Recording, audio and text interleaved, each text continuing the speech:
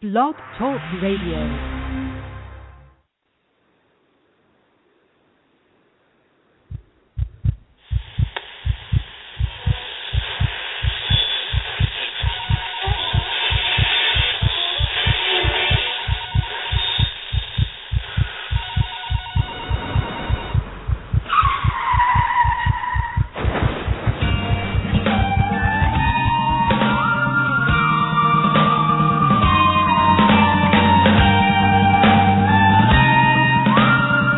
Your experience begin right now.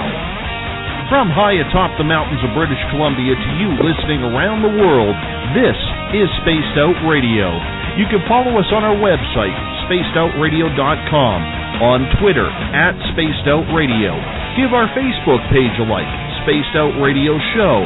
You can follow us on Instagram, Dave Scott, SOR, or on our YouTube channel, Spaced Out Radio Show.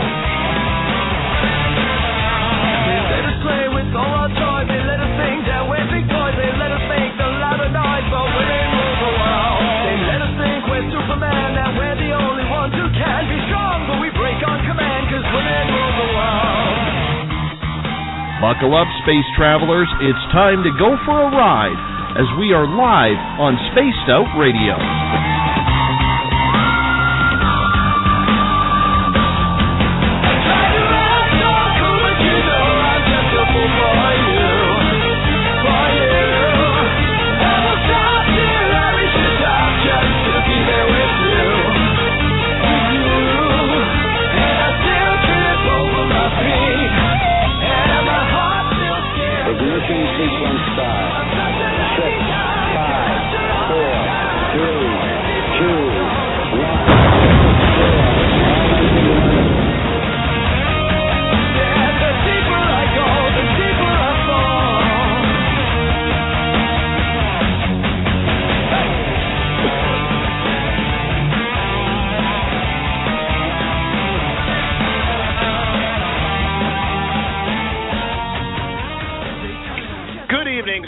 Radio fans, I am your host, Dave Scott, and welcome to tonight's show, and thank you for tuning in at spacedoutradio.com.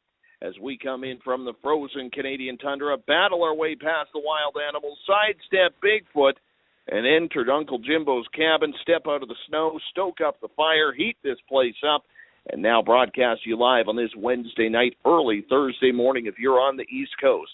Here at SOR, we do this thing 7 days a week.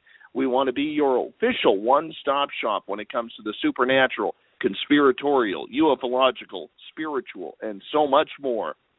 Hope you're enjoying our new theme song that we launched earlier this week. Music from guitar god Ron Bumblefoot Thal. We enjoy every moment of it. You can find his new album, Little Brother Is Watching, by going to spacedoutradio.com, clicking on the Bumblefoot banner. If you are a social media junkie like I am, you can follow us on Twitter, @SpacedOutRadio. You can give our Facebook page a like, Spaced Out Radio Show. You can also ask to join our private group, Spaced Out Radio, as well as Podcast Central. On Instagram, I can be followed at Dave Scott, SOR. Subscribe to our YouTube channel, Spaced Out Radio Show. And, of course, our website, which has a new look this week, and I love it. It's spacedoutradio.com. At this time, as we do every night, we'd love to give a shout-out to our fans participating in the Spaced Out Radio chat room, along with our fans at Paranormal Into the Night and Paranormal Forum. Thank you so much for tuning in. If you head to our website, spacedoutradio.com, you can check out Cat's Corner, where Psychic Catherine Fallman will answer one lucky listener's submitted question per week. Tonight's show is brought to you by Rivulet Reiki and Readings, providing healings in person or at a distance. Spaced Out Radio listeners receive a 10% discount on pricing.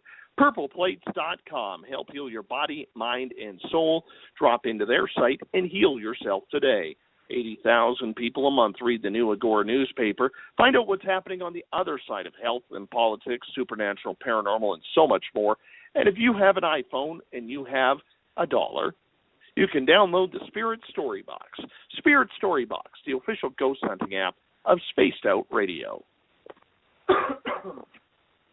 It's taken us almost a year at Spaced Out Radio to try and track down someone who will talk about this subject. It's a subject that before I created SOR, I never really thought much about. most likely like everyone else. That was until I started paying attention. That topic is chemtrails. We've all seen them, jets flying across the sky with white billows of smoke purging behind the aircraft go back 20-plus years ago, and we all call them contrails. They disappeared right away.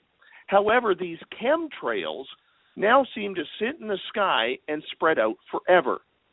Those who are not into conspiracy will say that it's a normal action of a 747 or an Airbus or whatever's up in the sky, but there's an eerie side to what these jets could be spraying and the chemicals that are falling down on highly populated metropolises.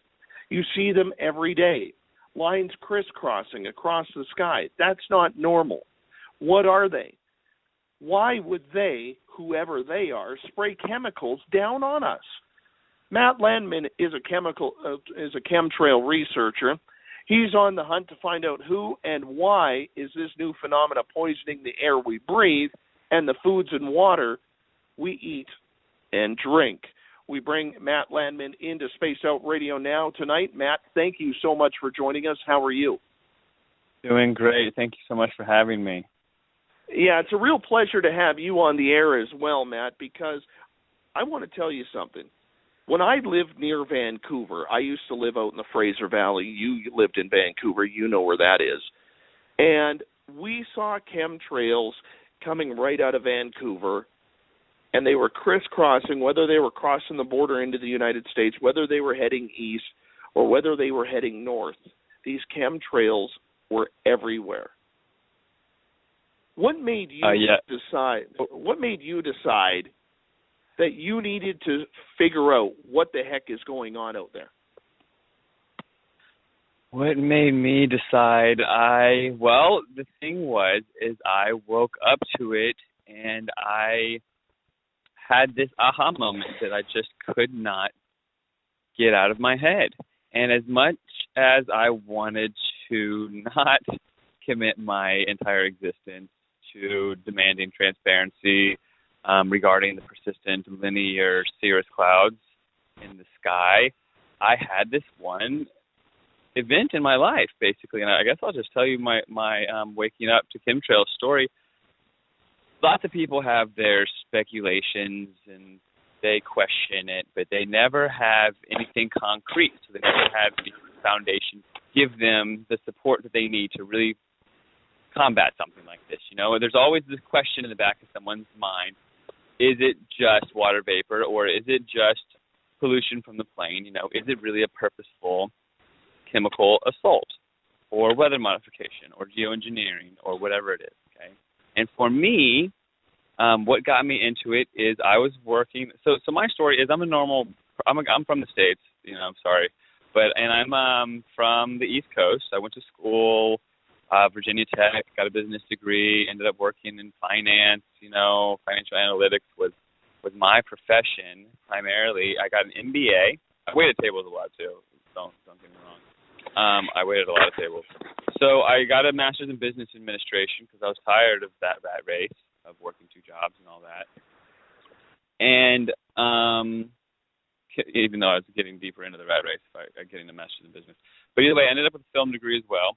And after working even more as a finance analyst, I got out of the workplace, worked for some nonprofits, and slowly got my way into getting literally grounded and worked on an organic farm where I was out in front of a big sky every morning, all day long, 8-9 hours a day. I could see a huge sky in Northern California where I went to school, where I was living.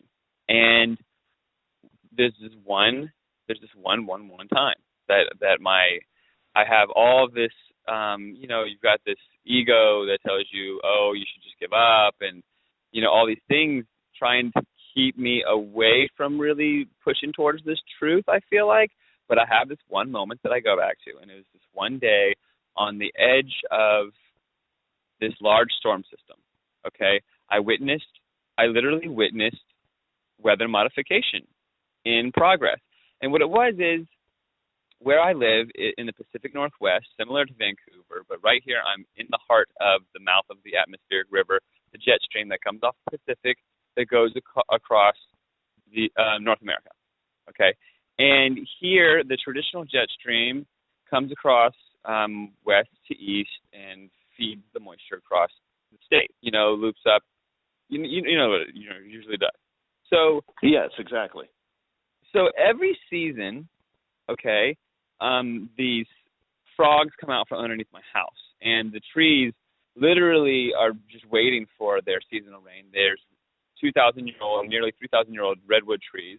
They get their seasonal 3 to 4 months of rain. It's an ecosystem, okay? And so every fall, every late October, hopefully right after we've harvested the pumpkins, we get our late rain, or our late fall rain. And it goes through the winter, through the spring. It's usually like 4 months. And it's every single year. And when I first moved here, it was still a regular pattern where every single November it was raining for a few months. But I was here, the right place at the right time, and I witnessed the transition to full-on weather modification. So on the edge of this large storm, the weatherman says, it's going to be raining for the next month. Get out your rain boots, get out your rain, jacket and all this stuff. Even literally the frogs are outside.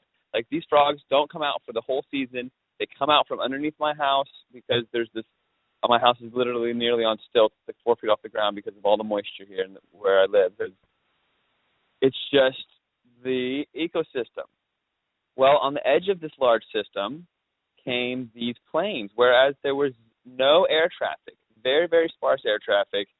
Like, I would see maybe 3 planes in a given day, okay? On the edge of the system the day prior, I witnessed literally dozens of planes in the sky, crisscrossing the sky with these persistent, linear, cirrus cloud formations that did not dissipate. Like, literally all day long, they're crisscrossing the sky, like priming the sky for this storm that arrived the next day, is what I learned, but I didn't know what I was seeing at the time. And the storm came, and it zipped on by and didn't drop any rain, okay? And the farmer that I worked for, he's not thinking like me, and he says, I guess we didn't get our rain this year. I hope we get some soon, And this was 5 years ago. And it continued year after year, and I started looking up, and I started really noticing this correlation to seasonal rains, and these persistent linear cloud formations that seem to be deterring the rain from falling. And so I started doing research because I really wanted to get to the bottom of this, and I would dig and I'd find this, meta bunk, and there's always someone out there trying to cover up the truth, right? So I just dug and dug and dug, and I always, as a crutch or as a foundation, I had that one day. Literally, it was that one day where it was so heavy and the rain didn't come out in the storm the next day. And the drought has gotten worse and worse and worse, and now we don't have the snowpack that we need. We're in this epic 1,000-year drought in California. And I really, truly think that maybe not this summer, but next, we're going to see some serious issues in Southern California where the populace will likely be put into these FEMA camps, and the agenda that's at hand will literally be able to play out the way that those in charge that seem to be, executing this plan, they'll get their way. So we need to wake up everyone we can and raise as much awareness as we can and not let it happen, because it's literally obvious to a critical thinking mind what is playing out if you really look at it. So yeah, I don't mean to go on a tangent. What about you? How did you wake up to chemtrails? I'm really curious about everyone's story and how they. I can tell you exactly where it happened for me. It was in the fall of 2013, and during the fall season, there is a big salmon run that happens from the Fraser River, and it hooks onto another river called the Vedder River in the Fraser Valley of British Columbia. And I'm an avid fisherman, and so are my buddies. And we got to our fishing hole at about 4:30 in the morning to set up where we were going to fish for the day. And as the sun started to rise at about 7:10 in the morning, I noticed over top of the mountains, as the river winds through the mountains where we were fishing, that there were all these crisscrosses in the sky. And I had never seen that before. I had heard of what chemtrails were, but I'm an airplane buff. I'm an aircraft aficionado. I love flight. I always wanted to be a pilot, except my knees just would not allow me to join the Air Force. So I always had my eyes in the skies. And these patterns were so odd-shaped, and the one thing that I was noticing was they weren't disappearing. Contrails disappear. Chemtrails spread out and become clouds. And that's when I really had my awakening to it, where I was like, uh-oh, there has to be something to this. Right. And was this just on the horizon where the lines were? Yes. Well, it was tucked. You got to realize at this time in the morning where we're fishing, there's 3 mountains right in the area that probably extend 5,000 to 6,000 feet. Okay, so they were right over the mountains along the flight paths. If you're either going to Alaska or going to Asia, or if you're going to Vancouver, and Washington State is literally from where we were fishing probably 20 miles away, if that. So it's right on the border. It's right on the flight lines from Vancouver and heading to Asia, and like I said, up north to Alaska, or when aircraft come over, when they are going over the North Pole to go into Europe, this is where we are. And this is what was happening. So I found it very interesting when I saw the X's, as I like to call them, X patterns in the sky. Yeah, it does. Anybody who's a critical thinker who realizes it, they can't stop really looking at it. And I apologize. You asked me why it's my passion, and I explained to you how I woke up. So basically, after having woke up to it, I started digging even more. And when I realized locations and the involvement and how layered it is, it's like peeling back an onion, I learned that I had to devote my life to it, because there's some really, really evil agenda at play, and exposing it is, I mean, I hate to be cliche, but it's not me then who, if not now then when. You know what I mean? Mm-hmm. The reason why I asked about the horizon is because I've you said it was sunrise, that the crisscross patterns were on the sunrise, I thought you said.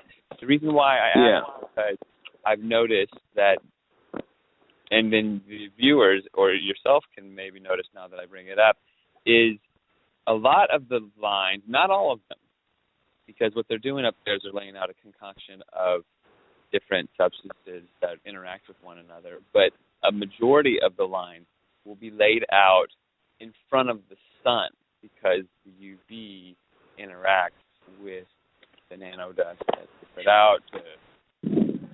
I'll just leave it at that for now, because a lot of information I don't want to disclose necessarily at this juncture. But it's interesting, like when you see on just the horizon, like you've got a full open sky and the sun is only in one spot, and the lines are only on the horizon during sunset, especially. So you can kind of put the dots together. Why would the persistent lines be, in front of the sun and whatnot? There is a whole story at play. It does. You can connect the dots, and it does lead you down a very interesting rabbit hole. We are talking with Matt Landman tonight on Space Out Radio. He's a chemtrail researcher out of Northern California.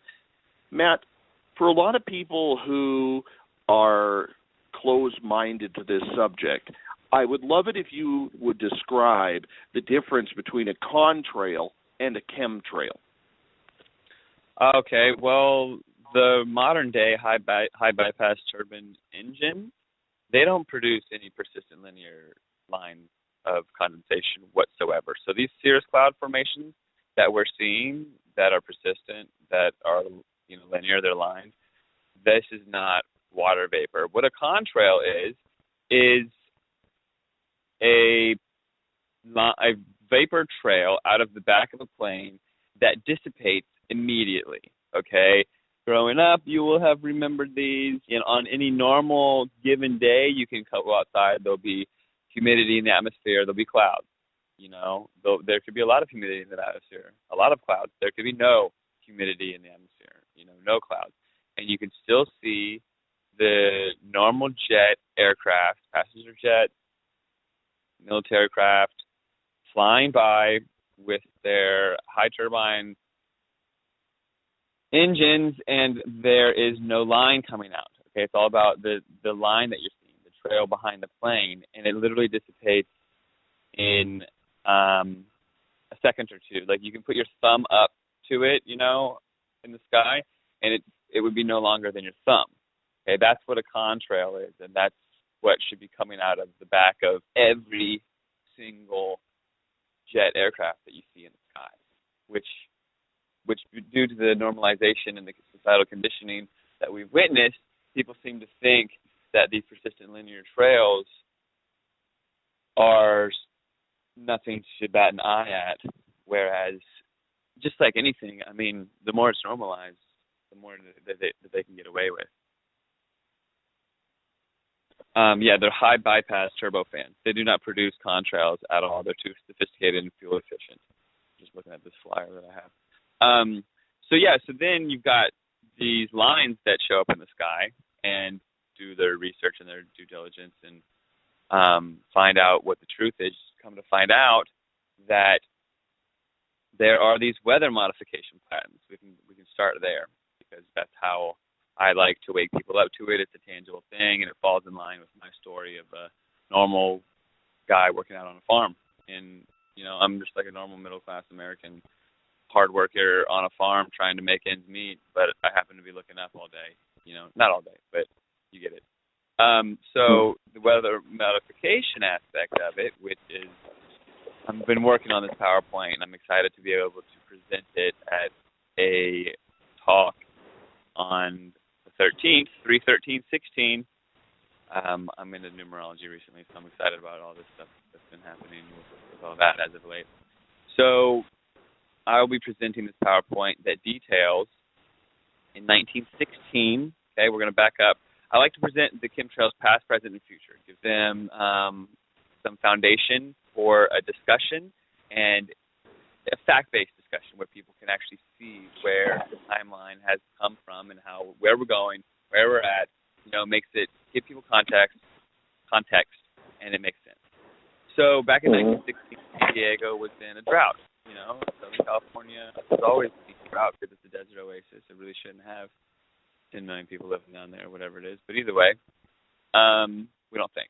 And then Jerry Brown, I don't know why he's not addressing the issue and getting federal funding and building massive desalination plants or addressing the water conservation in California because right now it's raining and in the summer it won't be, but the water is just dumping into the ocean and they're not really addressing the fact that the population has doubled and no reservoirs have been built.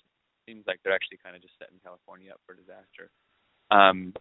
So either way, 1916, there was a drought in San Diego. So the local government, they hired on a scientist, and he said, I think that I can seed clouds by spraying a proprietary blend of what at the time must have been silver dust, because a couple of decades later it became mainstream that the means of cloud seeding, you use the silver oxide dust. Basically what it does is you spray the silver dust in the atmosphere, and it helps the raindrops come and couple to the silver dust particles, and all the raindrops group together, and it's called cloud seeding, and the rain falls out of the sky. You can make the rain drop out of the clouds. They do similar stuff with snow over ski resorts.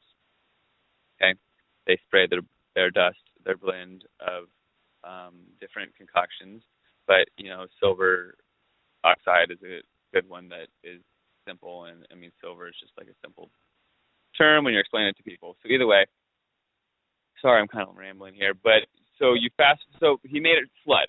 It flooded for a week because this guy in 1916 sprayed some silver dust in the atmosphere. He made it rain like crazy. So fast forward to modern day, scientists have found out that you can do the opposite. Instead of making it rain, you can make it not rain by spraying dispersants into the atmosphere. These primary dispersants are aluminum, barium, and strontium. And these are the chemicals that are showing up in rainwater tests and soil samples and have been attributed to, and all these other things. The onslaught of aluminum doesn't end with just chemtrails, though. They're put in the vaccines.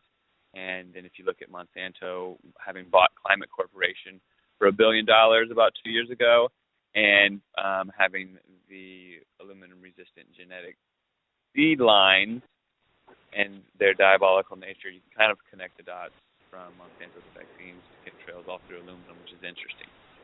But basically, the weather modification gets really interesting because you see these patents coming out, you see universities studying it, and you see the media pushing the use of cloud seeding and solar radiation management and atmospheric aerosols to save us from anthropogenic global warming. So you've got it coming in at every angle while these patents are coming out even more advanced and high-tech, especially beginning in the 80s and 90s, but even back to 1915.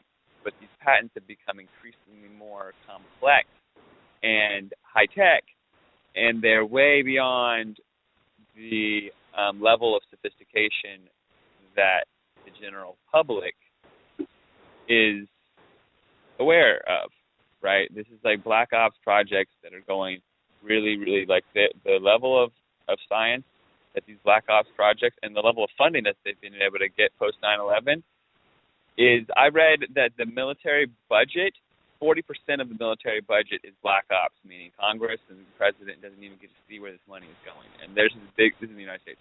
That's a lot of money that just goes into some black hole where people get to throw a lot of money at crazy technology and stuff like that. So what we've ended up with is a program that is unchecked and is basically playing God with the weather, but that was in 1995. In 1995, the Air Force came out with a publication titled Weather as a Force Multiplier, Owning the Weather by 2025, okay? And since 1995, there's been this increase in, or maybe even not even increase in, but the beginning of persistent linear cirrus cloud formations, and then these old movies are being digitally redone to include these chemtrails, and cartoons are being societally conditioning the kids with cartoons by putting chemtrails in them and stuff. So it's so normalized that people don't realize that this is something that didn't even exist in their childhood. So we've got weather warfare. You've got the president of Iran, Ahmadinejad, speaking out saying that he's actually aware of the weather warfare programs and that aluminum dispersants are being used to dry up the clouds to disperse the moisture before it gets to Iran. So you've got literal countries aware of this, and then you've got politicians actually admitting to the fact that these programs exist. There's this HR 2977 where in 1991, I believe, pardon me, I'm sorry about that. In 2001, the Congress came out with a unilateral treaty from country to country where they determined that they didn't want to use these exotic weapons on one another. And the term chemtrails is in this document. They say we're not going to use chemtrails on one another, but domestic use on your citizens is basically Matt, permitted. I'm going to get you to hold. Matt, I'm going to get you to hold on 1 second here. We're going to hop out for our first break of the night. We are talking with chemtrail researcher Matt Landman. He's making a chemtrail documentary. He's very knowledgeable on the subject. We're going to take our first break. When we come back, we're going to learn more about chemtrails and why they are poisoning us. You're listening to Space Out Radio. I am your host, Dave Scott. We'll be right back after this break. This is Patrick Webster Small, and I'm going to bring you the Webster Phenomena right here on Spaced Out Radio, Monday night at 8 p.m. Pacific Time. Every week, I'm going to bring you the freshest information on the globe. I'm bringing you guys the truth, extraterrestrials in the sky, prophecy, chemtrails, rainbow spot, the seventh angel, biblical skies, ancient gods, ghosts, spirits, see it, hear it. So let's do this every Monday night. I'll see you back here at 8 p.m. Pacific Time. Visit purpleplates.com today. For over 40 years, the Purple Energy Plates have been delivering amazing results for their many customers. Inspired by the great genius Nikola Tesla, the harmony, healing, and energetic effects of the plates have proven over and over to be beneficial and often miraculous to thousands of customers. With their money-back guarantee and the many benefits, how can you afford not to get one? Check their site for daily specials and choose from their many energy products. You won't be sorry. Visit them today at purpleplates.com for mind, body, and spirit, and expect a miracle. You hear footsteps in the empty room above you. A rocking chair begins rocking by itself. Don't be afraid of the things that go bump in the night. Reach for Spirit Storybox, the iPhone app the Huffington Post UK called the only ghost hunting app you will ever need. Spirit Storybox. The spirits are telling their stories. Are you listening? Did you know that Spaced Out Radio is live 7 days a week? This is Jim Tyson, host of Spaced Out Weekend. You can listen to my show, Spaced Out Weekend, every Saturday and Sunday night starting at 1 a.m. Eastern, 10 p.m. Pacific. On Spaced Out Weekend, we like to delve into the paranormal, even the newest technologies that have enhanced modern-day ghost hunting. And sometimes, we'll get a little creative and dabble into the crypto world, UFOs, and much, much more. So tune in at www.spacedoutradio.com on the weekends and listen to me, Jim Tyson, on Spaced Out Weekend. Hi there, this is Jolene with Rivulet Reiki and Readings, and I want you to relax. Let me help you chill out and get in touch with your body, mind, and soul. In this busy world, sometimes we need to let go, and this is where I can help. Visit my website, rivuletrr.wix.com/rivuletrr&r, or my Facebook page, Rivulet R&R, to set up an appointment for relaxation, Reiki, or readings, no matter where you are. Spaced Out Radio listeners will also receive 10% off their first visit. It's time for you to make time for you. The Spaced Out Radio Network can be found at spacedoutradio.com. Hi there, this is Dave Scott. Here you can join the latest on our weekly shows and news from around the world involving UFOs, cover-ups, cryptids, ghosts, and more. Read articles from our very talented staff and check out our weekly tarot card reading from Psychic Catherine. You can also sign up for free on our forum and tell us about your experiences. SpacedOutRadio.com. Always live, always interactive. Ready to find out what's flying up in the sky? Me too. Hi there, this is Rich Giordano. Please join me every Sunday night at 7 for the AZ UFO Show. It's a fast and compelling 2-hour show on UFOs, extraterrestrials, conspiracy theories, and much more. Every week we will have great guests and great topics to try and answer the ultimate question, are we alone in this universe or not? So tune in to the AZ UFO Show with me, Rich Giordano, right here on the Spaced Out Radio Network at spacedoutradio.com.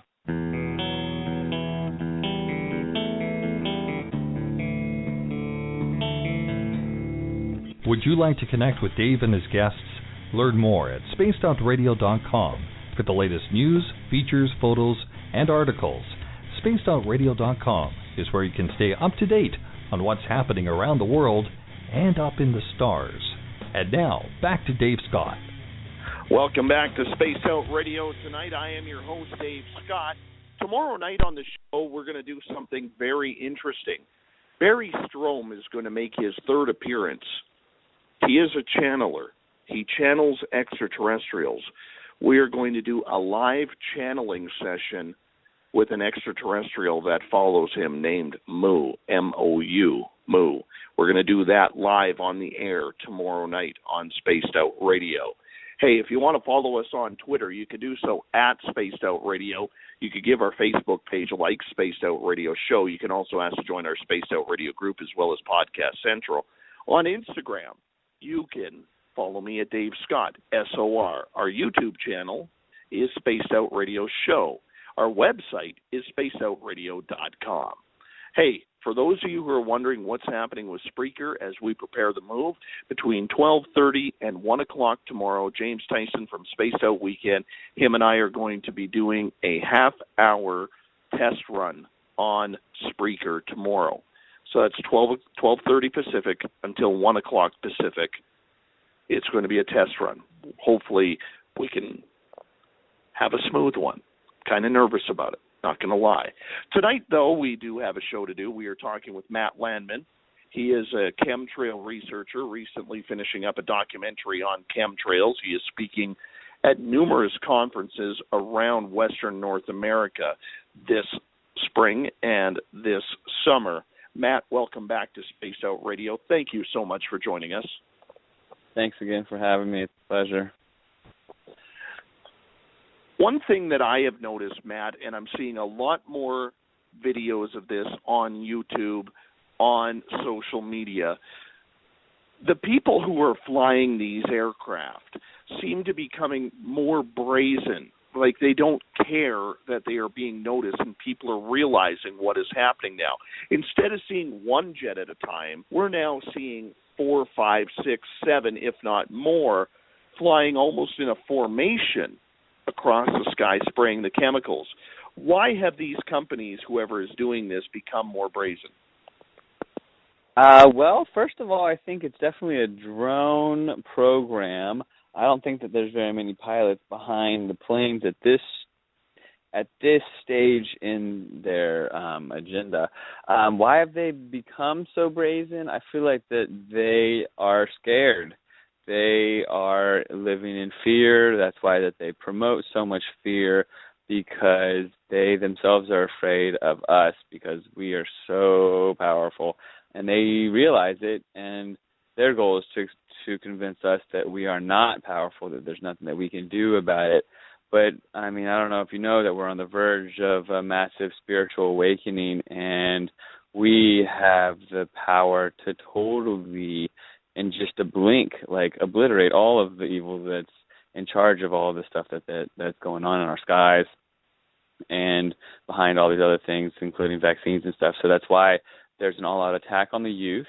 That's why there's an all-out attack on the populace of the planet, because they want to promote fear and bring us down to this vibration where we can't be victors, because we can easily win. They're just scared, so they're like picking it up because they know that we are going to win. You know what I mean? Makes sense.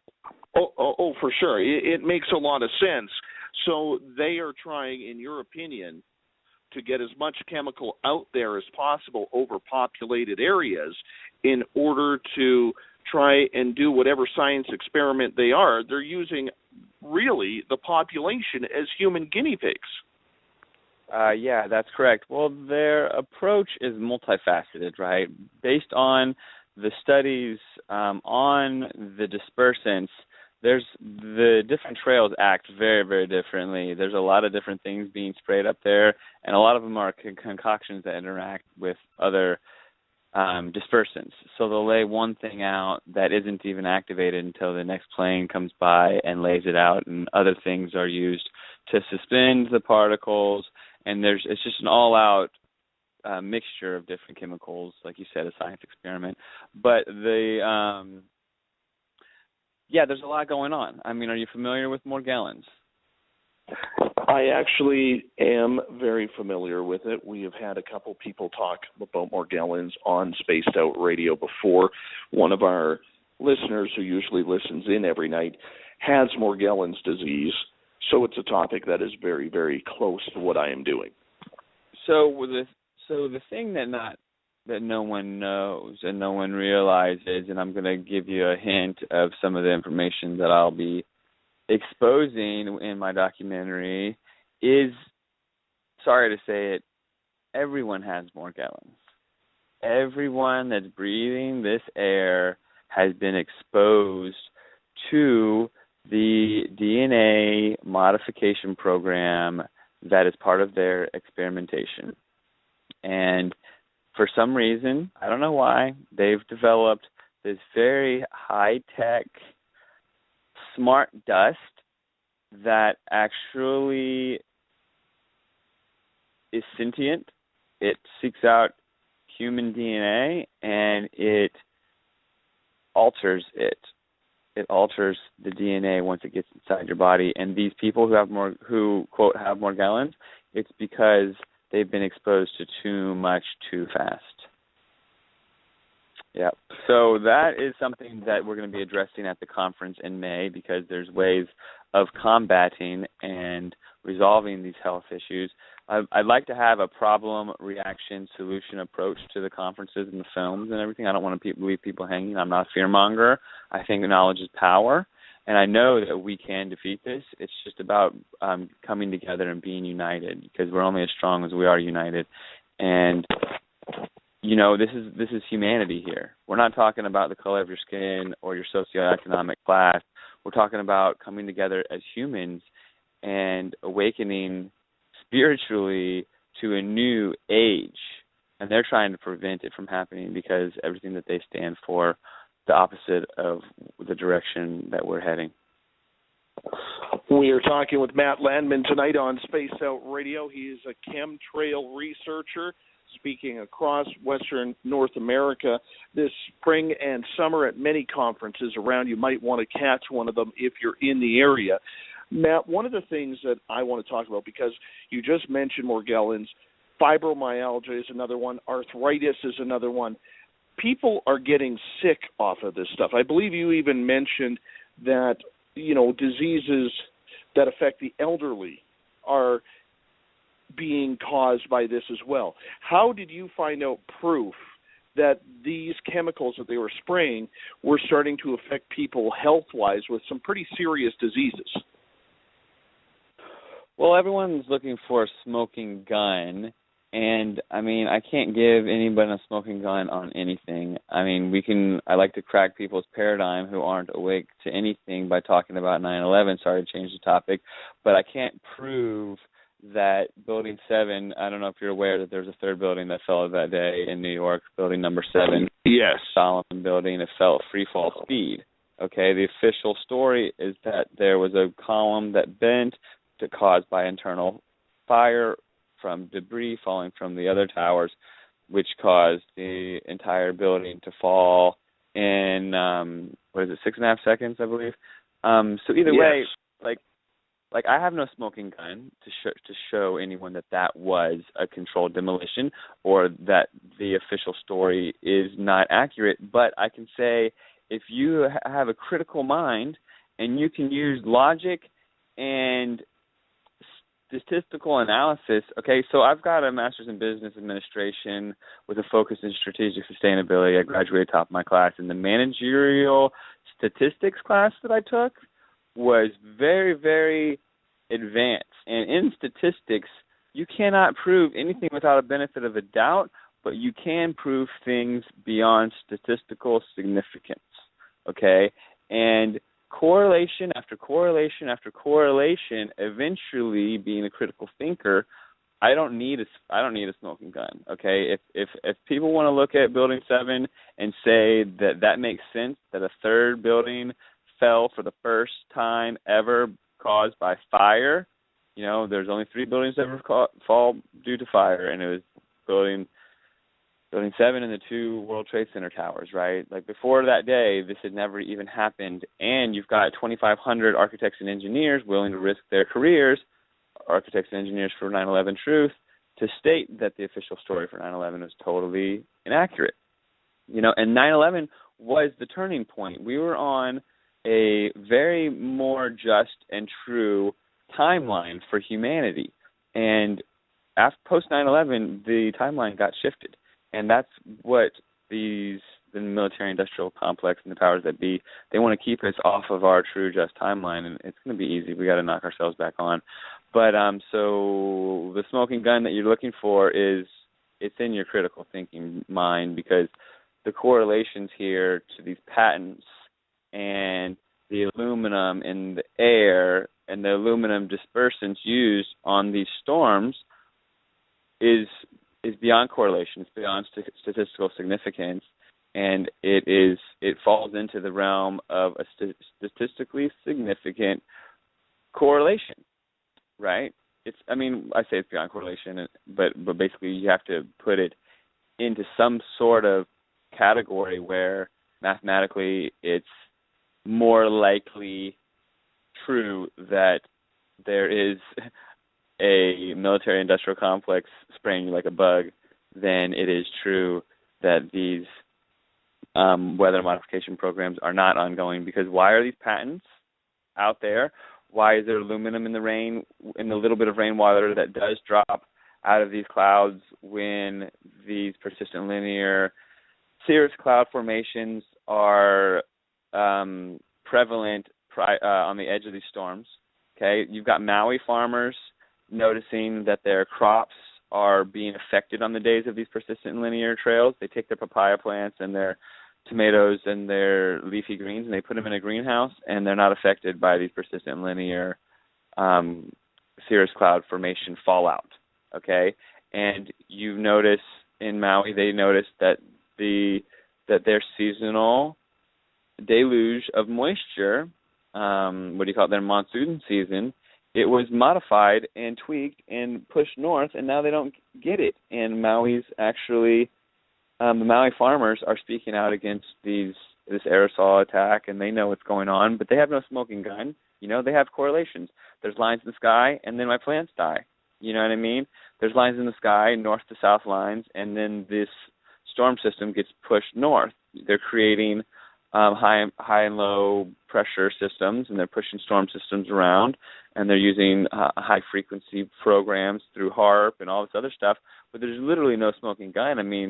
They created a HAARP, a high-tech antenna array program to modify the ionosphere to attack enemy satellites. This is all something that they did and that they're using in this weather modification program, but I can't prove any of it. Like, I've got the patents and I've got photographs and I've got, it all ends up being correlation. I do a lot of grassroots activism, and I appreciate your question because it's something important to kind of brainstorm on, because we end up in these conversations where you can't prove it, and if you can't prove it to people, they don't want to hear it.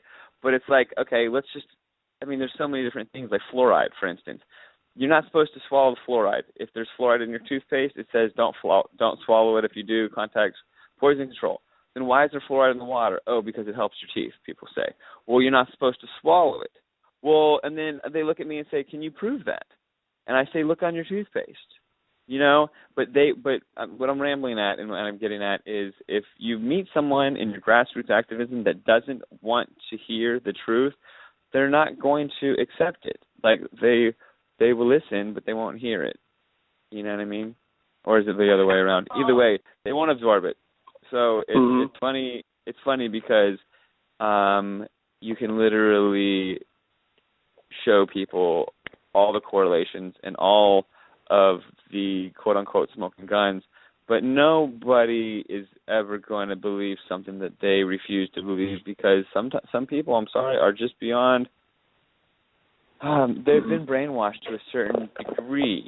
Okay, I just did social change. I went to the university. I went to a social change filmmaking class.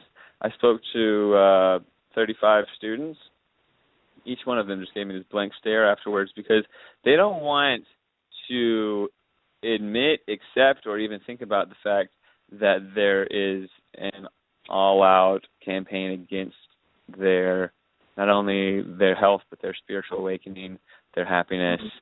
It's an attack on humanity, and it's so multifaceted. It starts with the media and eroding family values, and the fluoride in the drinking water, the vaccinations, GMO foods, the chemtrails, and the chemtrails are actually so much more important than all these other things. People don't even realize it, because it's a long story, but it's the epitome of evil, the program that's going on in our skies, and people not knowing about it is is something that has become a focus of my life. I have to awaken as many people to it as I can, and I'm really looking to gather the like-minded, because there's a lot of like-minded out there, and they don't realize that they're not alone. Have you ever chatted with a chemtrail pilot or someone involved in this process, maybe off the record, where they say, look, I don't want you using my name, but I'll give you any information that you want? Has there been a whistleblower come out to you? Not to come out to me, no. I have never spoken to someone, but honestly, that's not the kind of information that really would jive with me, unless my gut was really telling me that it was accurate. I mean, and that's not anything that I could go around repeating to people either, because honestly, like I said, I think that this program is very, very high tech. I don't think that there's pilots in the sky. I think that it's primarily drones. I think there's pilots that are aware, but they're not going to step out, and they're not going to whistleblow. And if they did, there's no way to know if they would be controlled opposition. There's no way to know if they'd be limited hangout, or if they were all just totally lying. There's really no way to know. I know that we have this Kristen Megan Edwards whistleblower, but I hate to say it, but she kind of just stopped blowing her whistle. So I don't know what happened there, but there have been just her. She's like the only one that I know that's actually stepped up publicly, but she stopped talking, and I've reached out to her for my documentary, and I know other activists that have spoken with her, and she seems to have been either silenced or, I don't know, it's up for speculation, but I know, no, the answer to the question is no, but in all honesty, I don't think I'd be very receptive anyways. I'd love to hear what someone had to say, but I'm very, very speculative when it comes to whistleblowers, especially in something so black ops and covert as something like this, because it's so advanced that I feel like the majority of it is it's beyond top secret, Mm-hmm. My cousin, who I mentioned, who was one of the top doctors in Canada regarding diseases and everything like that, and he is just a brilliant man, and an honest man too. I can tell you that. Like, he is not a hidden agenda kind of guy. When I talked to him about Morgellons, when I did a show on Morgellons with Marcia Pavlis, who's one of the lead researchers on it, for somebody who studies diseases, he had never even heard about it. So I'm wondering, and I'll ask you this, due to the chemtrails, which we do believe is causing Morgellons, do you believe then that doctors are being kept in the dark about this, or do you believe that they have been told to keep quiet about the findings of Morgellons research? And I go back to my cousin, once again, who had never heard of what Morgellons was until I had explained it to him. Well, yeah, definitely they're being kept quiet, and the researchers that I do know who have blown the lid off of them, they're targeted, and they have. One of them will be speaking at the conference in Vancouver, but his life has been targeted 3 times in the past year. I do know that doctors and researchers publicly aren't allowed to touch it because it's been deemed a mental condition.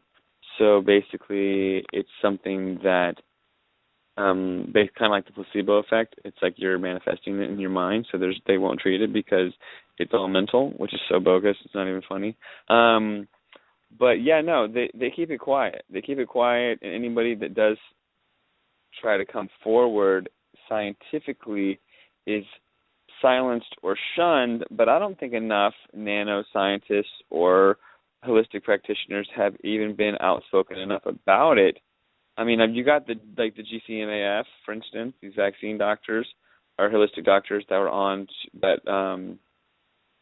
Well, the story is that they were exposing the vaccines to have this immune system shutting down factor, basically. And it's, cancer causing, and basically they are being systematically eliminated. These doctors are dying to the tune of upwards to 20 a month, but now we're on a pace of about half a dozen a month, which is, it's horrifying. It's horrifying. But in the chemtrail space, I don't think anybody's really been targeted as aggressively because, one, it's not cancer industry. These thugs are just totally beyond morals, and they just execute whoever they want. Not to say that the chemtrail military-industrial complex has morals, but they're total sociopaths. They're not the cancer industry. They're not this for-profit thing. They're actual Illuminati, I hate to call them devil-worshipping scumbags. They are scumbags. They're total scumbags, and they're playing a game. They're playing a game, and they think that they're so above us with their technology and that we are chasing dead ends and leading each other into dead. Well, we're leading each other in the wrong direction because there's so much misinformation and there's so many controlled opposers in the spectrum that I don't think that they're concerned with us at this stage. But I think that there's going to be room for concern in the near future. So yeah, it's all interesting. Oh, go ahead, please. Yeah, no, it's all interesting, but it's all really sad and upsetting because I do have friends and activists that I know that are suffering from the Morgellons, and I don't mean to make light of it or anything like that, and I hope I haven't. It's just disheartening. So that's one other mission that I'm on, is to gather together these health practitioners and holistic doctors that can address the Morgellons and the soon-to-be Morgellons and the people that have it and don't even realize it. Matt, I'm going to get you to hold on here at the top of the hour. We are going to take our break. We are talking with Matt Landman. He is a chemtrail researcher. He's recently finished up a chemtrail documentary, and he's going to be doing tours and conferences all across Western North America this spring and summer. So if you're on the West Coast, you could catch one of his conferences. You're listening to Space Out Radio. I am your host, Dave Scott. We'll be right back. The Phoenix Lights, Roswell, secret military aircraft, flying saucers. Let's check out the sky together. Hi, this is Rich Giordano, host of the AZ UFO Show right here on the Spaced Out Radio Network. Every Sunday night at 7, we hit the airwaves to talk about the phenomenon of unidentified flying objects and more. We want to hear your stories. Maybe you've seen what many others have seen. Only one way to find out, the AZ UFO Show on Sunday nights on the Spaced Out Radio Network on spacedoutradio.com. Hi there, this is James Tyson, host of Spaced Out Weekends, and I know you're enjoying tonight's show with Dave Scott on Spaced Out Radio. I just wanted to remind you that Spaced Out Radio continues on the weekends with me. On Spaced Out Weekend, we hit the airwaves at www.spacedoutradio.com starting at 10 p.m. Pacific, 1 a.m. Eastern. We have great guests with interesting chats regarding all things paranormal, supernatural, cryptozoological, and much, much more. So tune in to Spaced Out Weekend and give us a listen. Visit purpleplates.com today. For over 40 years, the Purple Energy Plates have been delivering amazing results for their many customers. Inspired by the great genius Nikola Tesla, the harmony, healing, and energetic effects of the plates have proven over and over to be beneficial and often miraculous to thousands of customers. With their money-back guarantee and the many benefits, how can you afford not to get one? Check their site for daily specials and choose from their many energy products. You won't be sorry. Visit them today at purpleplates.com for mind, body, and spirit, and expect a miracle. Need a break but don't have the time? Tired of life's running around? Hi, this is Jolene from Rivulet Relaxation and Readings. Let me help you in your time of need. From Reiki to realm readings, I can help provide you therapy for your mind, body, and soul. Check out my website at rivuletrr.wix.com/rivuletrr. And if you're a listener of Spaced Out Radio, receive 10% off your first session. Rivulet Relaxation and Readings. And don't forget to give my Facebook page a like. It's time for you to make some important time for you. The Spaced Out Radio Network can be found at spacedoutradio.com. Hi there, this is Dave Scott. Here, you can join the latest on our weekly shows and news from around the world involving UFOs, cover-ups, cryptids, ghosts, and more. Read articles from our very talented staff and check out our weekly tarot card reading from psychic Catherine. You can also sign up for free on our forum and tell us about your experiences. SpacedOutRadio.com. Always live, always interactive.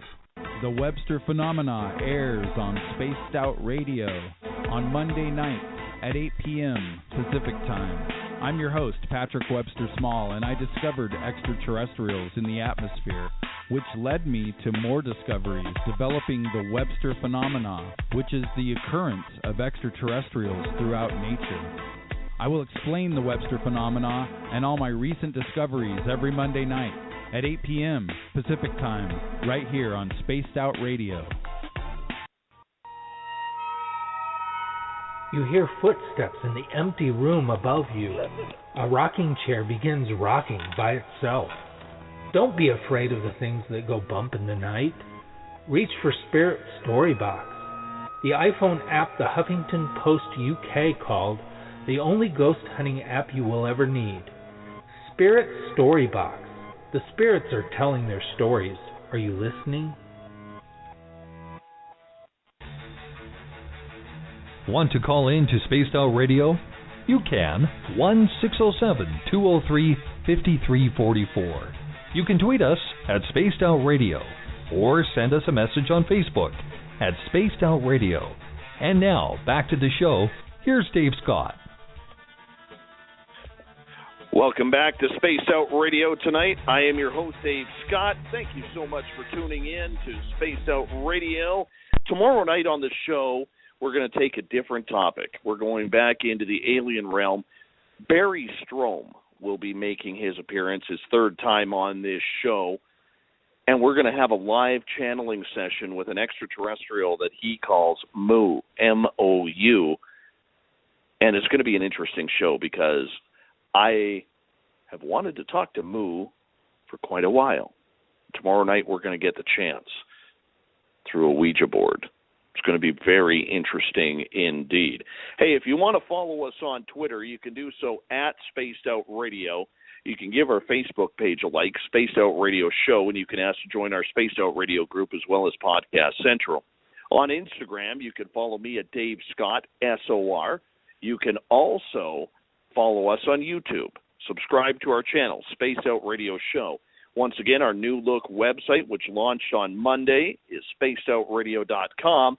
And for those of you following along in our transition over to Spreaker, tomorrow between 12:30 Pacific and 1 p.m. Pacific, we're going to be doing a test show, Spaced Out Weekends, James Tyson and myself, if you want to check it out and see how we sound. Don't be too hard on us. Tonight we are talking chemtrails with chemtrail researcher Matt Landman. He is finishing up a documentary. He's not quite finished on chemtrails just yet. Matt, thank you so much for joining us. I know you're a conspiracy theorist. I know that you believe that we are being hidden from a lot of truths out there. But recently on social media, I have seen a lot of people and people who are formally in the know say that it's not just mankind that is doing these chemtrails up in the sky, but they believe there's an extraterrestrial presence and UFOs are actually spreading chemtrails as well. Now, I know that's far out there, but have you ever looked into that? Well, that is obviously something I can't necessarily speak to, but I could always theorize, and just like any other researcher, I'm always open for conversation on different stuff like that. Okay, so do I think that there are like grays, you mean, like spraying the chemtrails on us? Is that the question, pretty much? Yeah, the UFOs that people are seeing, a lot of them are saying that it is actually UFOs spraying the chemtrails as well. Right, like some bad like some bad aliens, like the grays or something. Bad like that. aliens, yeah. Bad aliens, yeah. Okay, so I have heard discussions that there are bad aliens involved. That there is, I have heard that stuff. I I can't speak to it though, because that's just beyond my realm of expertise. I have heard though people speculate and show footage of orbs, of very advanced drone technology, of orbs seeming to be involved. But also I've heard of speculation that there's good and bad UFOs in the sky interacting with one another, that there's some really intense like back and forth.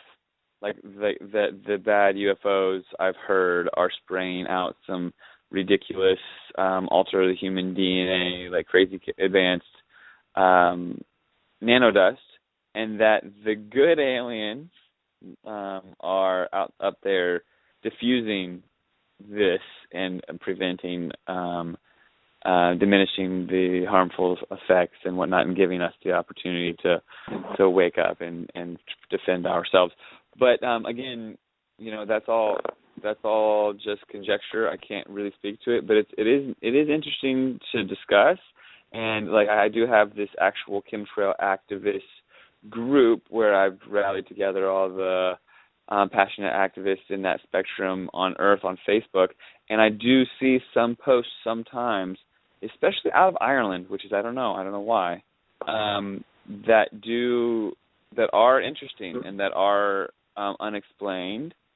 And yeah, there's always I'll tell you what, when someone first told me about chemtrails, I dismissed it, and it took me a couple of years to look up and actually, absorb it on my own. Same thing with 9/11. The first time that I was exposed to I think it was Dylan Avery's Loose Change, I was blown away,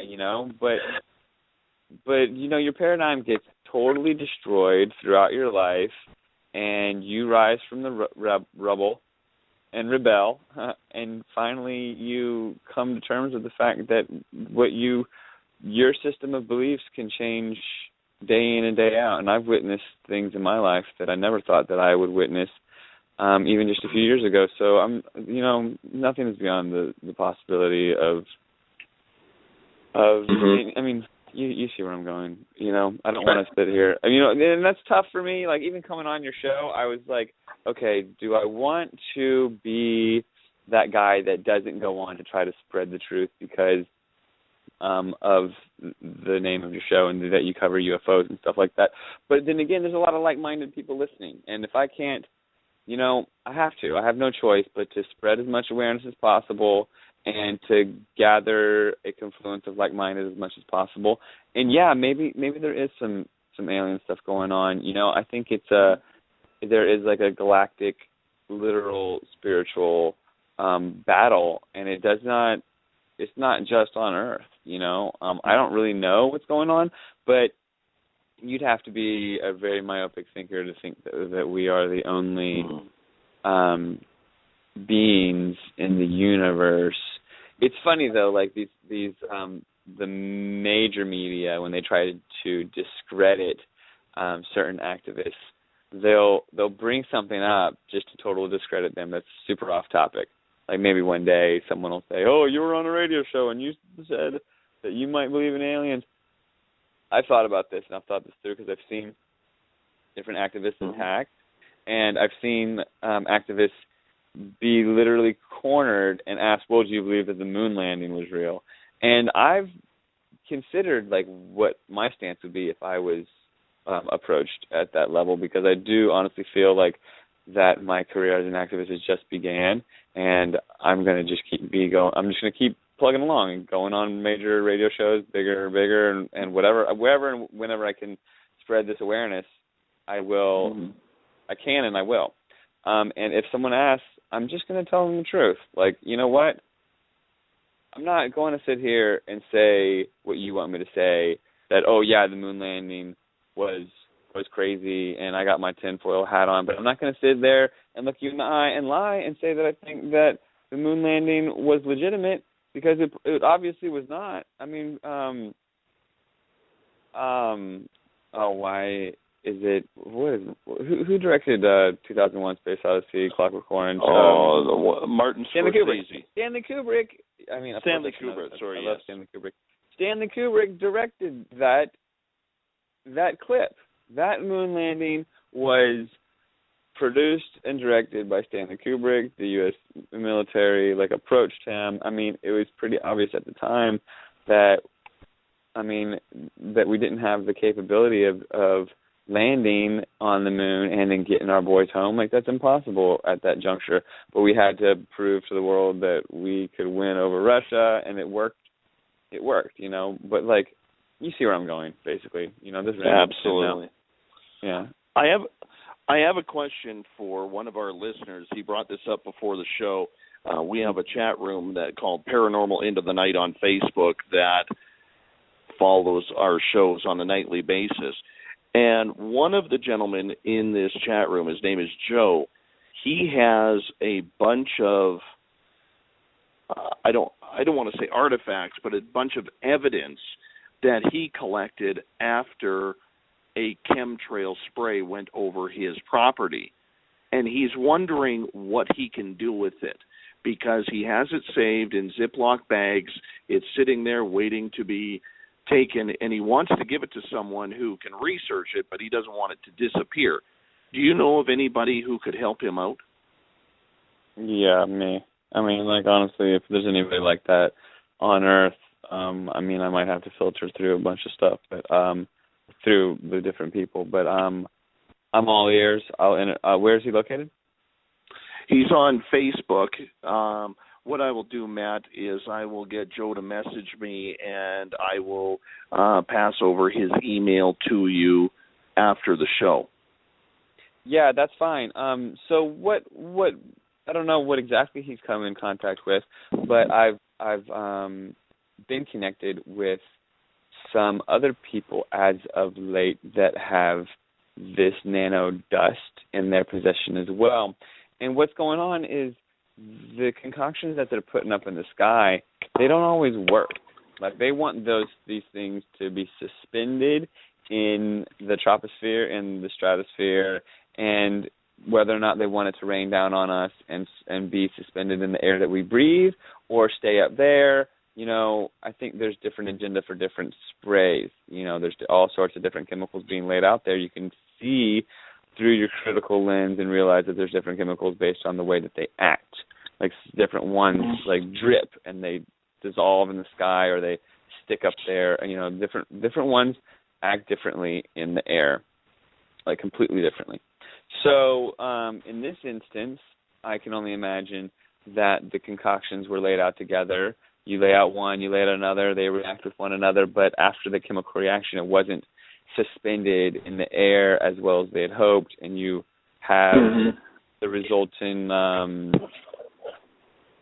fallout, right? And that kind of information, if the dust has been preserved well enough, that can be tested in a lab, and we can kind of get a better understanding of the concoctions of the chemical variations in the sky. And the more people that come forward, the more that we're going to understand what's going on. For instance, go ahead. I'm just looking at a photo that Joe posted on the chat room, and it almost looks like salt rock nuggets that had fallen. And he's got a big bag of these. Oh, that's interesting. There's all sorts of, like I said, there's all sorts of chemical concoctions being laid out in the atmosphere. They claim it's for research. Maybe it is research, but I believe it's primarily diabolical. And yeah, this kind of stuff, what I would recommend is that he put some of it in. All you need for a chemical analysis is a very small amount. I would put one small amount in the hands of someone you trust and not tell anybody. I would also get another small amount and send it to me, and I'll do my best to get it in the right laboratory hands and do some testing. If he's anywhere close to Vancouver, he can come and hand it to me in person, and we can film it. We can do an interview. We can do a small segment on it or include it in the documentary. There's a few options there, but I would, just like any investigator or researcher, I think it's an opportune time to gather as much information as we can to get to the bottom of this, because we're the last generation, I'm sorry to say it, we're the last generation that's going to be able to think for ourselves and be able to actually be the change that we want to see in the world. Joe actually lives in California as well. Where? So that I'm not too sure. I am not too sure at all. He just posted that it seems the materials seem to be a crystalline, yet when you stepped on it or crushed it, it turned into like talcum powder. Yeah, and it just came raining. I'd like to hear the whole story. I bet the listeners would as well. It just came raining out of the sky on a heavy chemtrail day. Yes. So what I'm going to do is I'm going to get Joe to email me his email address, and I will forward it over to you, and then you and him can chat. And if his biggest concern right now is he's not too sure who he can trust to test it. But, I mean, I think you being on here as a guest talking about this, I think we can try and get you some samples from Joe in regards to this, especially since you're both in California. Yeah, but then, I'm trustworthy, right? But do I know the right lab to go to? I can do my due diligence and do my absolute best. But you never know. You know what I mean? Like, that's the thing. I have some labs that I feel like I might trust, but when it comes down to the science, like what we really need is the right people to step up and realize that there's treason going on and that they need to be the heroes and actually help us change the direction of humanity, because it's like this team of humanity. We're a team of humans. Like, we need to all come together and make a difference. So we need these scientists and researchers and academics. So, like, literally, I know that if we just keep networking and finding our way, we'll find someone that has access to a lab at Stanford and some trustworthy source. But yeah, if he gets that in my hands, if he's in California, I'm in California. I've got wheels. Like, we can connect and we can discuss the topic. I can get his testimonial and try to get it into a lab that can do an accurate analysis. But a lot of the times, it's like you've got to pay a chunk of money, and then you're testing it for XYZ, to get a full-on analysis of what is in it without asking, you know what I mean? Then it ends up being costly, and I mean, I don't even know the correct place to take high-tech nano dust. Like, this doesn't necessarily sound like nano dust. So, yeah, I think it'd be an interesting endeavor just to find the right lab. But, like, what I would do is I still wouldn't, like, if he gave me a sample, I would always keep a small portion of it to myself and send a couple to a couple labs and see at first if the results came back. Right. And, if the results came back the same from different labs, I would start there. But it's all about having some for yourself, and then this can get kind of expensive, right? Like, I mean, I don't know, like, I've got to allocate my resources accordingly, and I can't, like, I hope that maybe some listeners out there would want to maybe help get this thing analyzed, or maybe he does, that's kind of a fun project, but how much time am I going to put into it, I don't even know at this juncture, so. But yeah, there's a lot of stuff falling out of the sky. I've seen this webbing. I've seen footage of this webbing stuff that falls out of the sky. I mean, birds. You saw, like, raining birds falling out of the sky at times. That's questionable. Is that related to the atmospheric aerosols? I would say probably. You see the bees dying like crazy.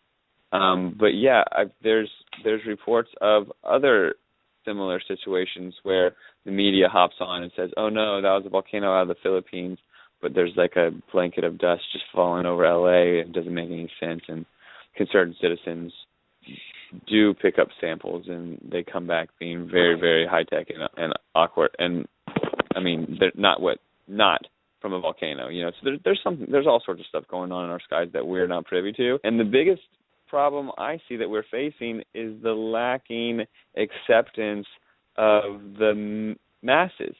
The populace thinks that the government and the powers that be would never experiment with anything like this, even though you see publications like The Economist posing chemtrails as a solution to global warming, and there's a picture of chemtrails, but then when people look up and they see those exact same lines in the sky, they would never say that is even, that those even correlate. So it's kind of hard to wake people up.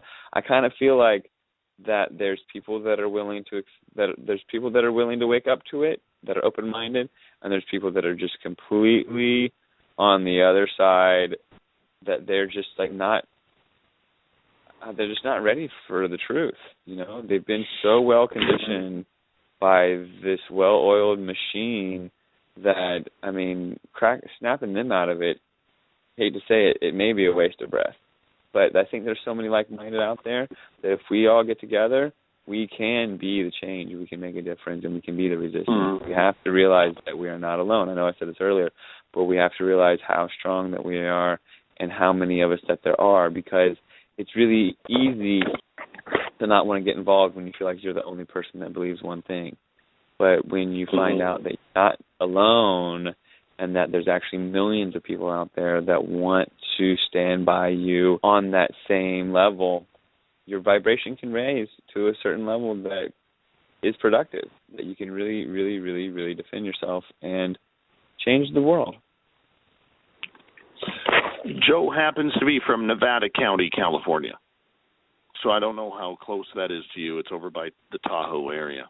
Reno? Yeah, that's Reno. Yeah, that's close enough. We can meet halfway. Or, sure. I do want to do some more regional conferences. I think that going on tour, once we get our core group of activists all dialed in, which we're in the process of doing right now, I want to get this core group of trusted activists together that are all on the same wavelength, same vibration, same page in this chemtrail spectrum, and go on tour and really raise awareness. And Reno, Tahoe, that awakened community of, sorry to say, burners, Burning Man community, sorry, Canada, there are a lot, you know about it over in BC. There are a lot of really good awake people all over, especially in the Northwest, especially in the Southwest, around Arizona, New Mexico, California, up and down California, Montana, Wyoming, Idaho, British Columbia. We've got a lot of space, Washington State, Oregon. We've got a whole region where we can keep on gathering these like-minded until we've got this massive, massive, massive group of people willing to make a change and not just be online. I'm trying to take this activism offline, clicking stuff on Facebook is not activism, and even holding these protests don't really get anywhere. You really need to enact change through one-on-one eye contact and finding the right people to wake up, to light a fire under their asses so that they can turn and do the same. We need to create a ripple effect, a domino effect that ripples throughout these regions, throughout the world, that wakes up enough people so that when the time comes, we need to be awake. There's going to be a pivotal moment where we need to open up our hearts and win this thing. There will come like a literal, I'm hoping that it's not anytime soon, but we're going to win. We just need to keep on waking people up and keep on waking people up and just keep on pushing forward, because there is a war at play here, and it's spiritual, and it's kind of beyond our understanding. So we don't even really know what, that's kind of tough, right? We don't even know the exact battle that we're involved in. We just know we need to keep pushing forward. That's what I know. So, I don't know where that tangent went, but yeah. No, we'll just run with it. What the hell? That's the way it goes. Thanks. Yeah, I love it. You know what? What we're going to do here, Matt, is we're close enough where we're going to take our break at the bottom of the hour here. And then I have a question coming from one of our listeners from Twitter, and more questions in regards to water, in regards to drought, and a lot more about chemtrails. So we're going to put you back on hold here, and we are going to take our final break of the night. We're talking chemtrails with researcher Matt Landman, and you're listening to Spaced Out Radio. I am your host, Dave Scott. We'll be right back. Want to find out what's coming up on the Spaced Out Radio Network? Go to spacedoutradio.com, where you can find our daily list of shows and guests appearing throughout the week. Want to tell us your story? Be sure to sign up for the Spaced Out Forum for free. Maybe you have a psychic question. Drop in and say hi to Catherine in Cat's Corner. spacedoutradio.com, your 24-hour source for UFOs, ghosts, conspiracies, and more. Check it out today. Are you one of many who's had a UFO or ET experience? Listen up. The AZ UFO show is on every Sunday night at 7 on the Spaced Out Radio Network. We talk about UFO sightings across the globe, conspiracy theories, government cover-ups, and more with me, Rich Giordano. I want you to know what's going on in the skies above you, so tune in to the AZ UFO show on Spaced Out Radio Network, on spacedoutradio.com, right before Spaced Out Weekend. Our show is literally out of this world. Visit purpleplates.com today. For over 40 years, the Purple Energy Plates have been delivering amazing results for their many customers. Inspired by the great genius Nikola Tesla, the harmony, healing, and energetic effects of the plates have proven over and over to be beneficial and often miraculous to thousands of customers. With their money-back guarantee and the many benefits, how can you afford not to get one? Check their site for daily specials and choose from their many energy products. You won't be sorry. Visit them today at purpleplates.com for mind, body, and spirit, and expect a miracle. You hear footsteps in the empty room above you. A rocking chair begins rocking by itself. Don't be afraid of the things that go bump in the night.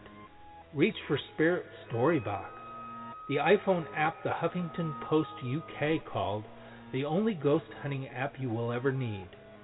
Spirit Storybox. The spirits are telling their stories. Are you listening? Brand new discovery beats NASA. This is Patrick Webster Small bringing you the Webster Phenomena every Monday night at 8 p.m. And you know what we're going to do?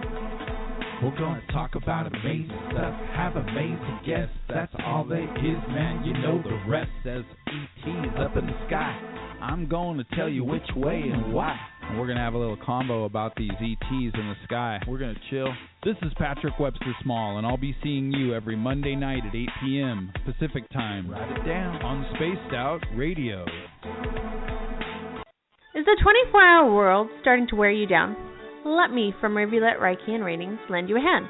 Hi, this is Jolene, and if you're in need of Reiki or a realm reading, come to my website, rivuletrr.wix.com/rivuletrr, and let us help you out.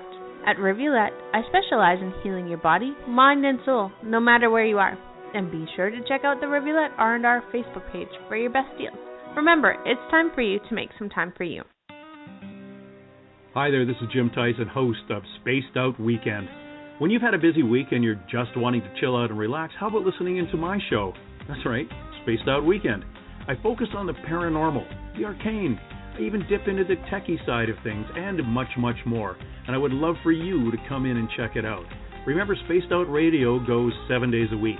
Dave Scott, Monday through Friday, and me, Jim Tyson, rolling through the weekends. I look forward to having you stop by for a listen every Saturday and Sunday night, 1 a.m. Eastern, 10 p.m. Pacific, only on Spaced Out Radio.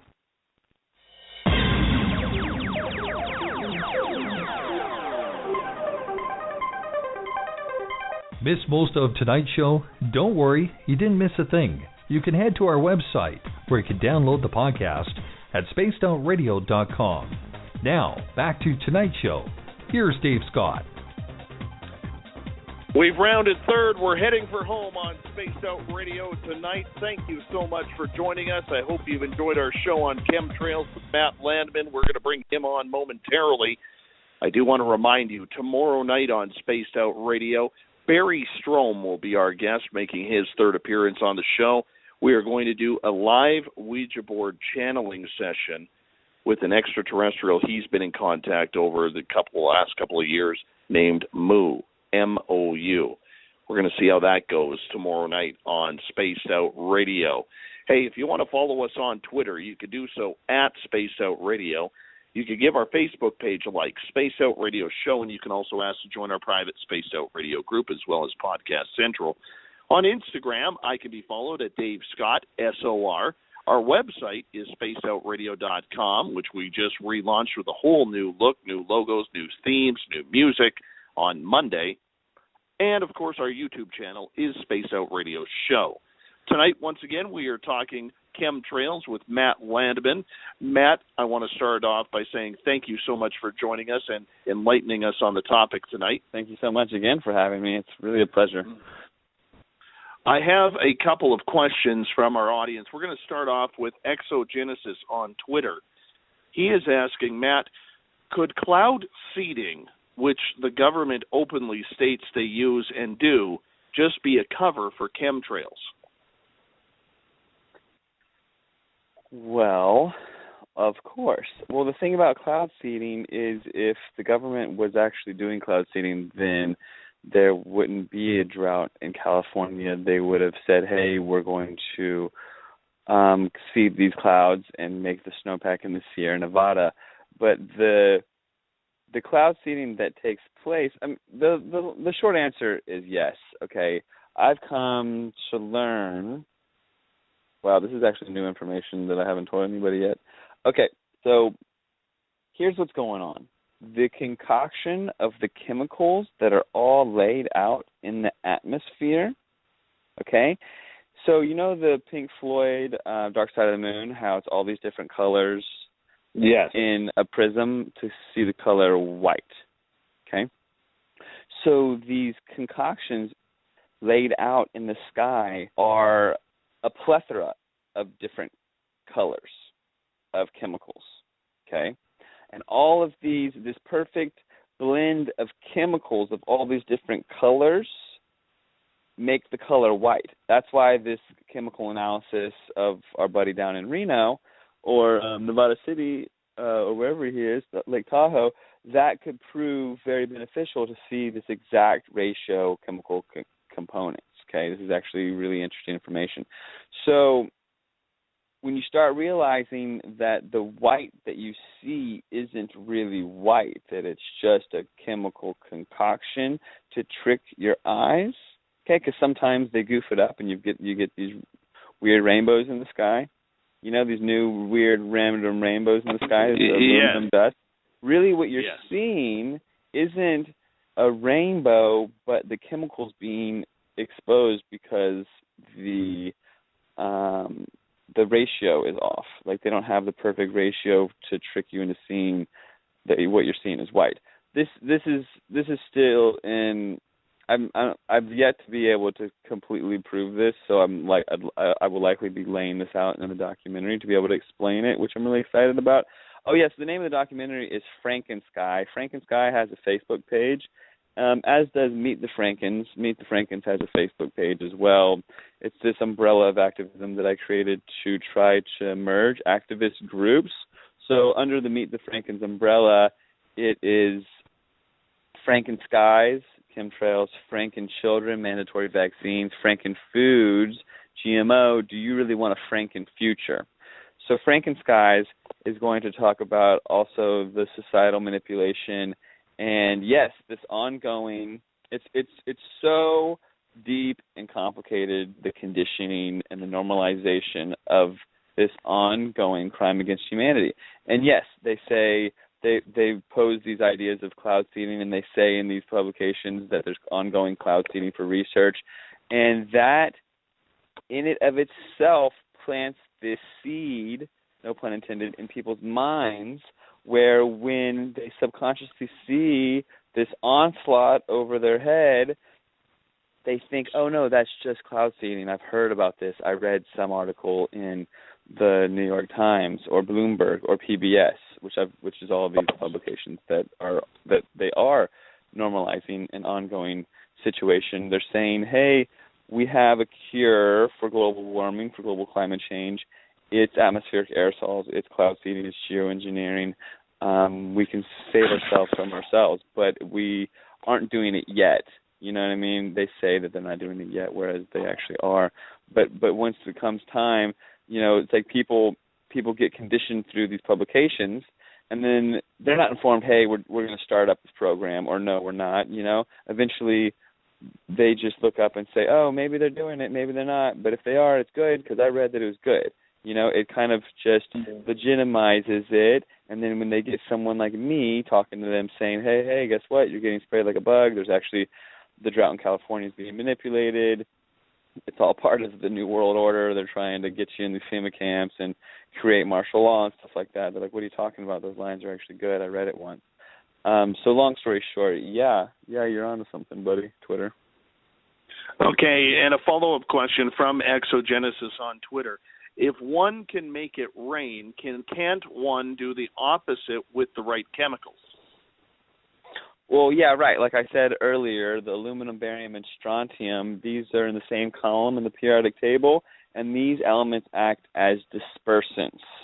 So, yeah, you can make it rain with these silver components and other concoctions, cloud seeding, chemical concoctions, but also, yes, you can do the opposite, and you can disperse clouds, which is what they're doing over California. That is what the weather modification patents that already exist are used for dispersants. That's what's going on over Iran. They're using the aluminum, barium, strontium components to disperse the clouds. And when these clouds do get hit with these aluminum, barium, strontium concoctions, sometimes they do rain. I mean, some of the rain does come out. You can't prevent every single raindrop from coming out. And concerned citizens test this rainwater, and it's full of aluminum, barium, strontium, 10,000 in normal levels, 10,000 times the normal levels.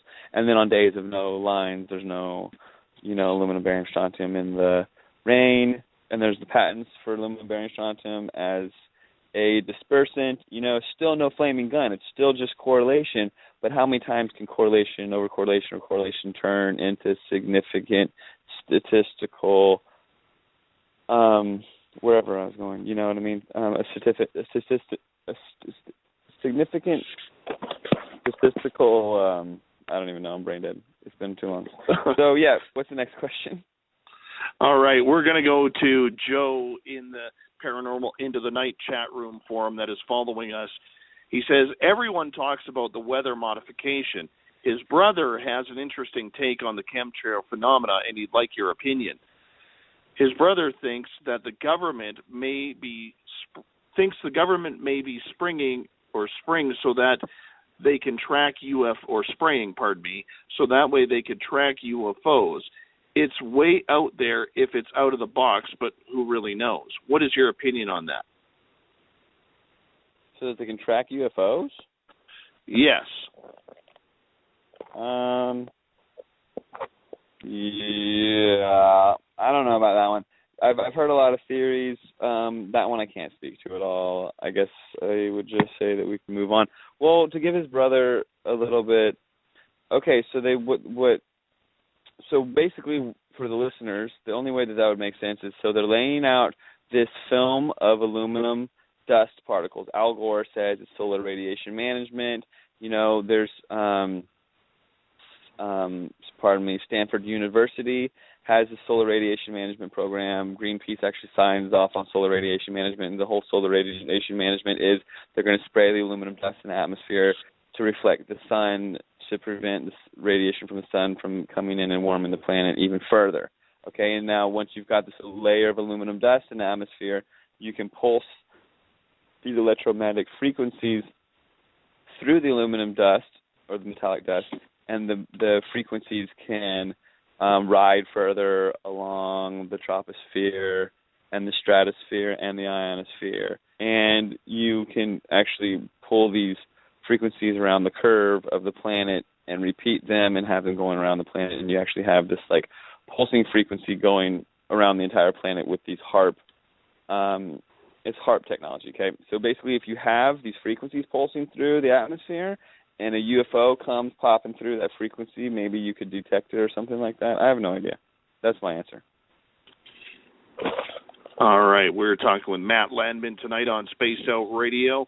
He is a chemtrail researcher, and we have another question from Joe in regards to this. Have there ever been any concerted efforts to go up and capture chemtrail residue with a second plane?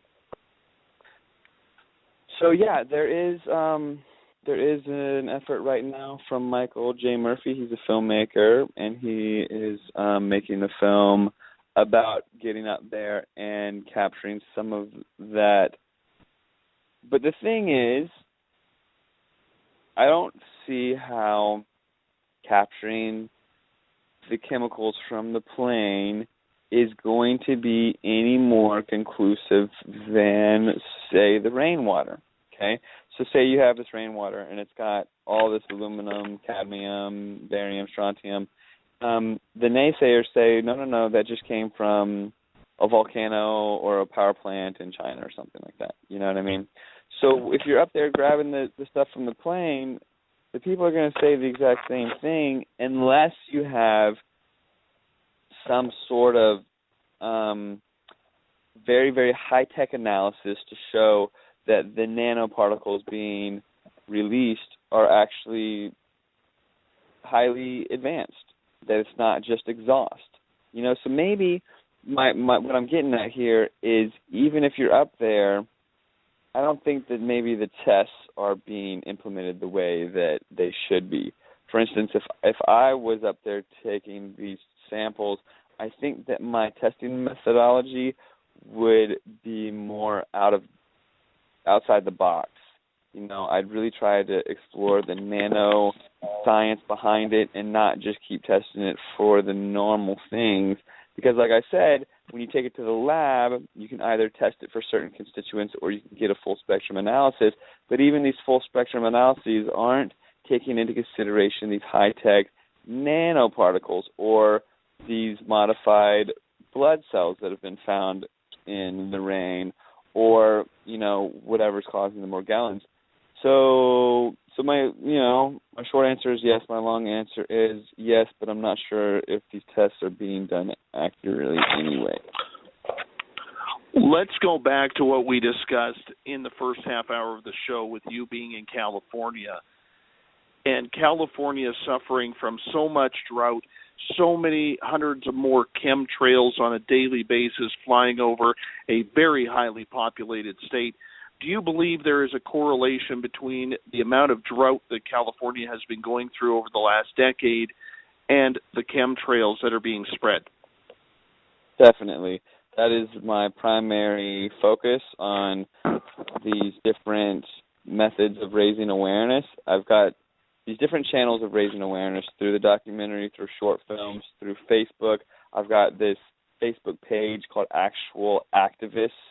Okay, and on Actual Activists, I gather the like-minded to talk about chemtrails, GMOs, vaccines, all this other stuff. On all these different channels of awareness, I'm pushing through all of these, and even at the conference and these different conferences, every moment I have on these things that I talk about chemtrails, I'm pushing that the California drought is being actually caused by chemtrails because the chemtrails are part of the weather modification program. And the weather modification program is, it's multifaceted, but one of the programs is to trap in the heat at night. Okay, so they make the nights warmer than they should be. So if you maintain the average temperature higher, well, first you can cherry pick your data and say, oh, look, global warming, global warming, global warming. But also, if you keep your nights warmer, you can keep that snowpack from accumulating. And if while they're doing this in the winter, they're setting us up for even more drought in the summer because everything comes out of snowpack. So that's one thing that I've noticed, especially in Oregon when temperatures are rising overnight in the dead of winter. because of this trapping of heat, but also the dispersant campaign. They disperse the clouds over certain strategic locations to prevent snowpack. They alter storm systems and create high-pressure bubble via HARP over the Pacific to prevent the storm systems from coming across the Pacific Northwest. And they, for some reason, seem to be dumping all of the snow reserves on the coast, where you're seeing record snowfalls and massive temperature swings in D.C., Boston, and all of the eastern seaboard. So, yeah, they're creating the drought. They need somewhere to dump the moisture, so they dump it over there. I don't know if they're setting a stage where the snowpack exists in the East Coast and it doesn't on the West Coast, so there's this total imbalance, and then, you know, we get to utilize these FEMA camps, and I don't even know what else that they would do at that juncture. You know, it just gets pretty dystopian and messed up when the FEMA camps and the martial law gets implemented. But yes, I definitely think that the California drought is a man-made chemtrail, geoengineered. I can actually use the word geoengineered on this one. I think that the drought in California is a geoengineered event, and the military-industrial complex is the sole benefactor of this. Like, there's a land grab, there is a societal attack on the norms that we live with. There's all sorts of stuff going on that's beyond our control, beyond our comprehension. And the thing is we're such good people that we can never comprehend that there's an actual evil agenda at hand. You know, we can't really see through those lenses. We can't see where these people are coming from, because they're not coming from a state of mind that we're in. You know, we're actually good. And that's why a lot of people say, no, they wouldn't do that to us. Mm-hmm. What was your reaction when Nestle chairman Peter Brabeck came out and says humans do not have the right to clean water? Okay, well, the water rights in California and the way that Nestle approaches it, I have boycotted Nestle for quite some time, and anybody who still drinks their water should do so as well. It is, I mean, these people should be imprisoned, honestly. It's a crime. It's a crime because it is just completely lacking in moral turpitude. You've got farmers. If you drive down the I-5, down the freeway that stretches through the farmlands of Central California, you've got farmers that have been run off their land because there is no more moisture, and they've got big signs up that say, Congress, give us back our rain. Okay, if that's not telling, I don't know what is. But yeah, I mean, something's got to give. I feel like something's got to give, and the truth is out there. And the more people we wake up, the better. You know, we're on a mission, and we will win. Mm-hmm. It's scary, though, that if you add chemtrails to water, or lack thereof, in California, and then you have someone like Peter Brabeck saying this, it really kind of makes sense when you see how water has become a multi-billion-dollar industry, especially in the United States, where clean water is being used for fracking. It is being, I mean, we see what's happening in Michigan right now.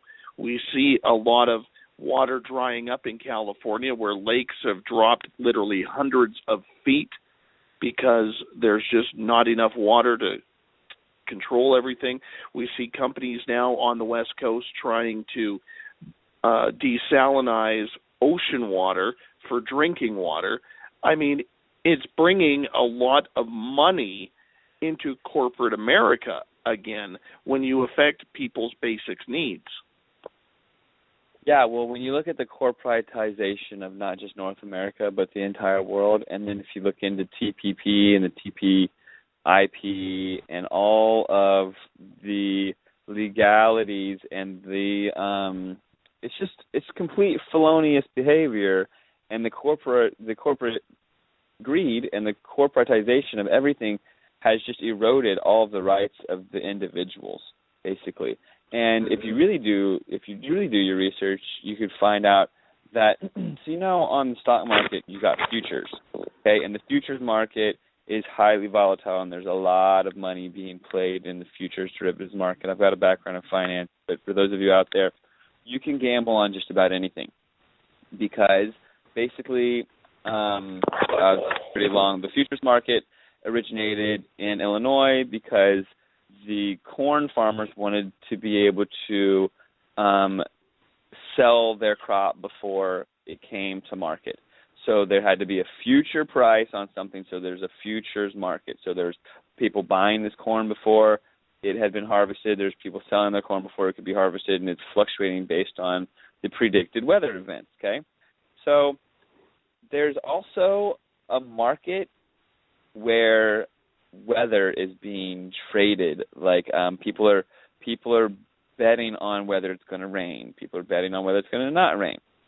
And once you start commoditizing weather, and there's a whole market of derivatives based on whether or not it's going to rain, and then there's corporations that can make it rain or not, you start painting a really ugly picture of greed and the corporatization of weather, and then you get the military and industrial complex involved, and this elitist few Rockefellers and whoever is really behind the scenes controlling the planet, and you get a recipe for disaster. You've got technology that is unchecked, that is literally out of control at this point, where we should be investing this alien technology and expertise that we've developed over the past couple of decades. We need to be researching, clean energy, for another word.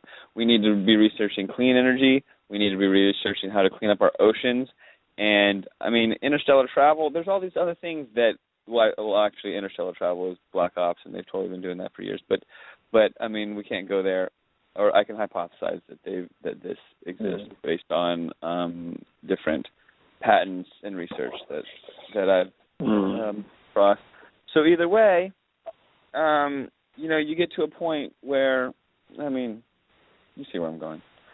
So so it's just like it's the greed and the corruption, and the public not being in the know is really it's just a recipe for disaster. Do you know about TPP, TPIP? It's basically eroding the rights of citizens and even eroding the rights of countries, where corporations have more rights than the populace, than countries, than anything. That corporate profits basically become more important than the rights of citizens. We only got about 3 minutes left, and I have two questions that I want to ask. Wow, that was fast. Yeah, I know, man. This show, remember I told you at the beginning of the show, be the fastest 2 hours you've ever done. Quickly, though, Joe wants to know, in your opinion, why are the chemtrails ridiculed on TV and in the news? Well, the media is owned by 5 corporations, and those 5 corporations are owned by, a very select handful of people with malintention. The ridicule is just part of the programming. If you speak the truth, the more and more you are ridiculed because you're the minority. The way that the media twists things, even the term chemtrails, okay, the Congress and different unilateral treaties and the military, they use the word chemtrails because chemtrails is actually a term. It's something that they use because it exists. But then when you use the word chemtrails, you're a conspiracy theorist. That's the way they turn it on you. It's all about the conditioning, They have so much propaganda telling people that they need vaccines that people's heads are spinning when the truth is told to them that they don't know what to think. And then they step into the school system and they say, well, it's the law. You're going to get your kid vaccinated. And they try to do their due diligence, and there's so much information out there that their head is spinning that they just end up complying. They fall into line, and it's literally becoming slaves. More and more and more, we are going in the direction of slavery, where we do not think, where we just fall into line, and we don't even know what we don't even know. Final question for you tonight, Matt Landman, who is a chemtrail researcher. In 2 minutes or less, what is the best protection that you and I and everybody on this planet has against these chemtrails? Okay. Well, this will be addressed in my upcoming conferences. On May 7th, I will have Harry Rhodes out of Wolverhampton, UK, in Vancouver, Canada, for the first annual Global Chemtrail Summit. The most important thing about this Global Chemtrail Summit is that it's ongoing, with or without me.